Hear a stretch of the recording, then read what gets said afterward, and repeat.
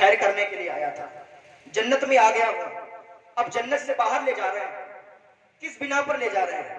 بھائی میری ساری پرکریا پوری کر لی، جو چیز پوری کرنے کی تھی میں نے پہلے ہی پوری کر لی۔ جنت میں کون جاتا ہے؟ کلو نفس ذائقۃ الموت، ہر جاندار کو موت کا مزہ چکھنا ہے۔ جو نیک عمل کیے ہوئے ہو، جو نیک ہو اور اس کو موت آ گئی ہو، وہ جنت میں جائے گا۔ میں نے کیا کیا؟ میری روح انہوں نے نکالی، ملک الموت نے میری روح نکالی، روح نکالنے کے بعد پھر میرے جسم میں ڈالی۔ اب میں جنت میں آ گیا ہوں، اب مجھے کیوں لے جا رہے ہیں؟ ملک الموت نے اللہ کی بارگاہ میں فریاد کی، یا اللہ تیرا کیسا بندہ ہے، ٹہلنے کے لیے آیا تھا، سیر کرنے کے لیے آیا تھا، اب یہ جنت سے باہر جا رہی تھا۔ اللہ تعالیٰ کا حکم ہوا، یہ میرا بندہ ہے، اسے اب جنت میں ہی رہنے دو، اب اسے جنت میں ہی رہنے دو، اب اسے جنت سے مت نکالو۔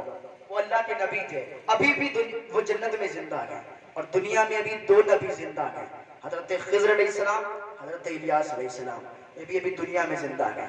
حضرت عیسیٰ علیہ السلام، حضرت ادریس علیہ السلام کی جنت میں زندہ ہیں۔ تو بات چل رہی تھی کلو نفس ذائقۃ الموت، ہر جاندار کو موت کا مزہ چکھنا ہے۔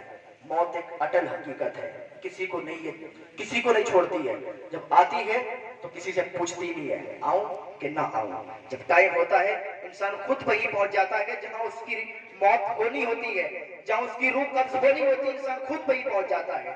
حضرت سلیمان علیہ السلام کے پاس ان کا وزیر بیٹھا ہوا تھا، ملک الموت انسانی شکل میں آئے، اور وہ بہت گھور گھور کے دیکھنے لگے اس انسان کو، گھور گھور کے دیکھ رہے تھے۔ جب ملک الموت واپس چلے گئے، حضرت سلیمان علیہ السلام سے وہ شخص کہنے لگا، وہ وزیر کہنے لگا، حضور یہ کون شخص تھا، یہ بڑا گھور گھور کے دیکھ رہا تھا۔ حضرت سلیمان علیہ السلام پوری دنیا پر حکومت کی، ہر چیز پر حکومت حضرت سلیمان علیہ السلام کی ہوئی، سب سے بڑی بادشاہ حضرت سلیمان علیہ السلام کی۔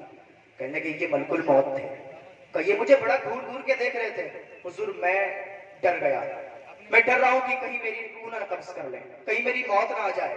حضور آپ ایسا کریں نا، ہواؤں کو حکم دیں مجھے ہندوستان چھوڑ دیں۔ حضرت سلیمان علیہ السلام نے کہا کیسا آدمی ہے، وہ موت ہندوستان میں نہیں آئے گی کیا؟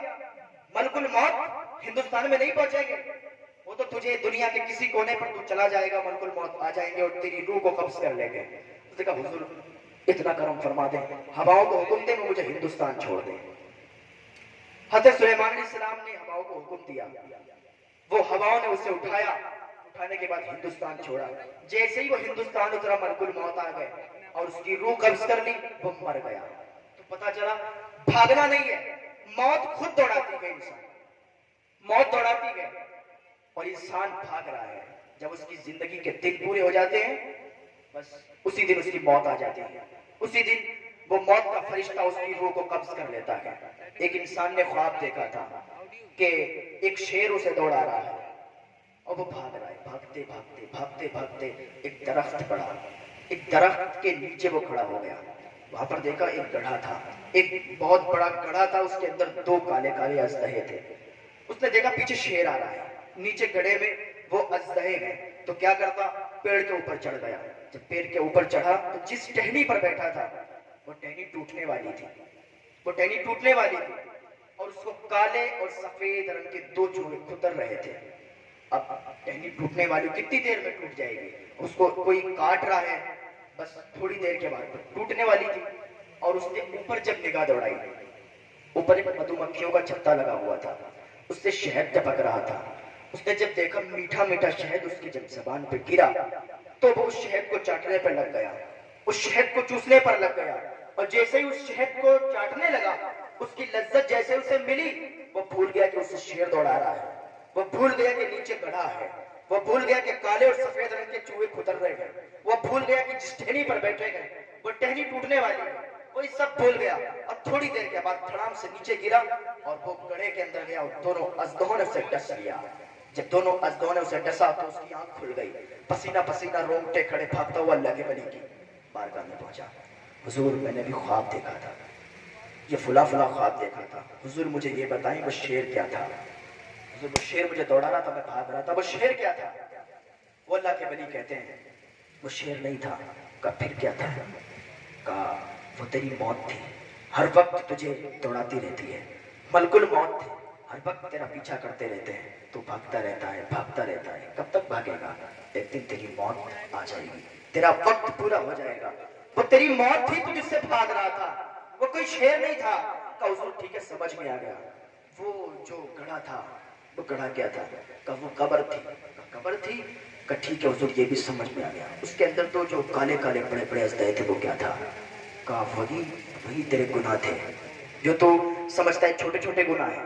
جھوٹ بول دیتا ہے, گالی دے دیتا ہے, چغلی کرتا ہے, تو وہی تیرے گناہ تھے جو تو گناہ کرتا ہے.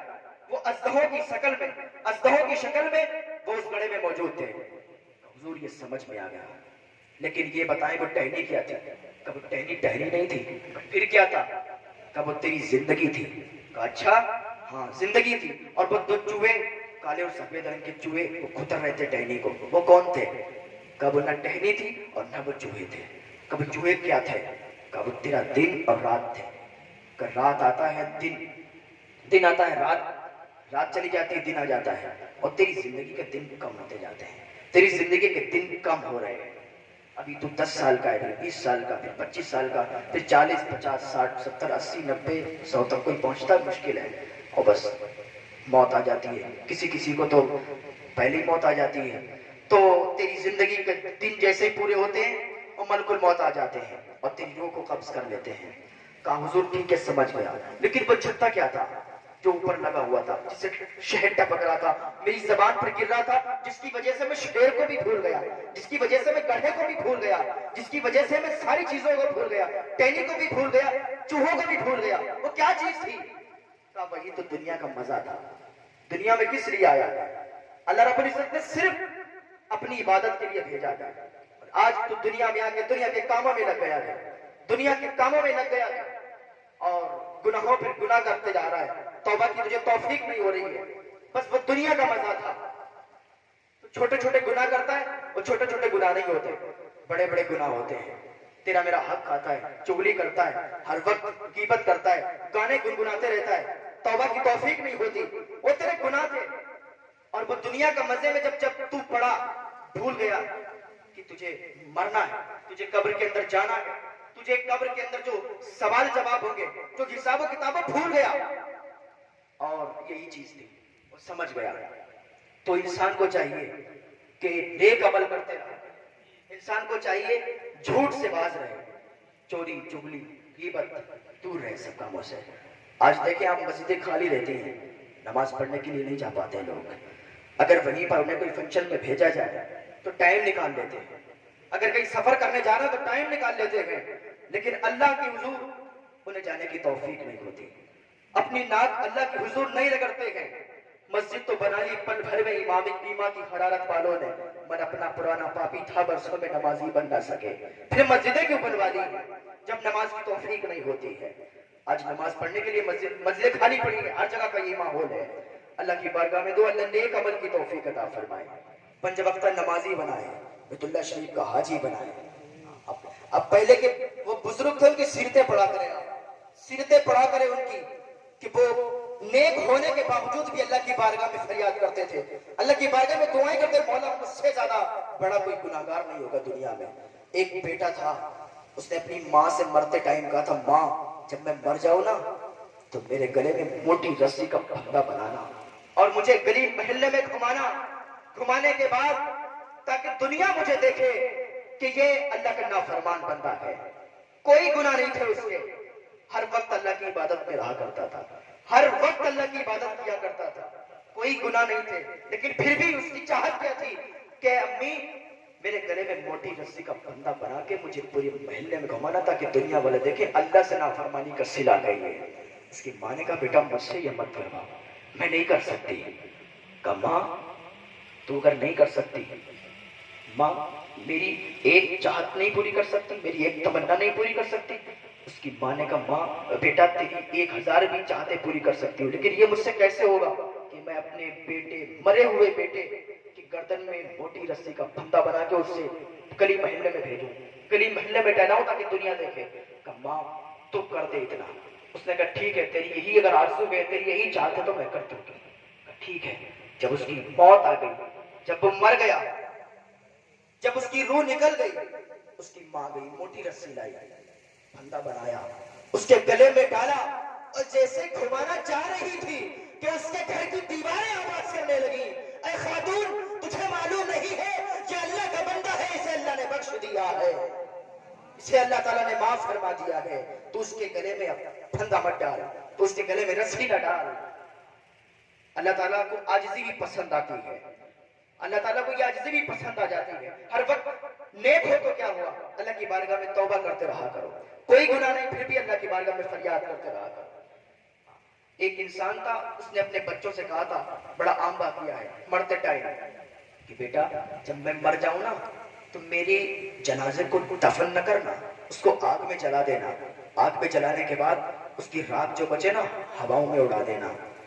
ان کے بیٹوں نے کہا ٹھیک ہے، اگر ایسے ہی آپ کی آرزو ہے تو میں پوری کر دوں گا۔ اس کا جب جنازہ، جب وہ اس کی روح نکل گئی تو مر گیا، تو اس کے بیٹوں نے کیا کیا، اسے جلایا، جلانے کے بعد اس کی جو راکھ تھی اسے ہواؤں میں اڑا دیا۔ فرشتوں کو اللہ تعالیٰ نے حکم دیا اس کے جنازے کو، اس کی راکھ کو اکٹھا کیا جائے، اس کا جسم بنایا جائے، اس میں جان ڈالی جائے۔ اللہ تعالیٰ نے اس میں جان ڈالی اور اس کو تیار کیا، اللہ کے حضور کو کھڑا ہوا۔ اللہ نے فرمایا تو نے ایسا کیوں کیا، تو نے ایسا کیوں کیا؟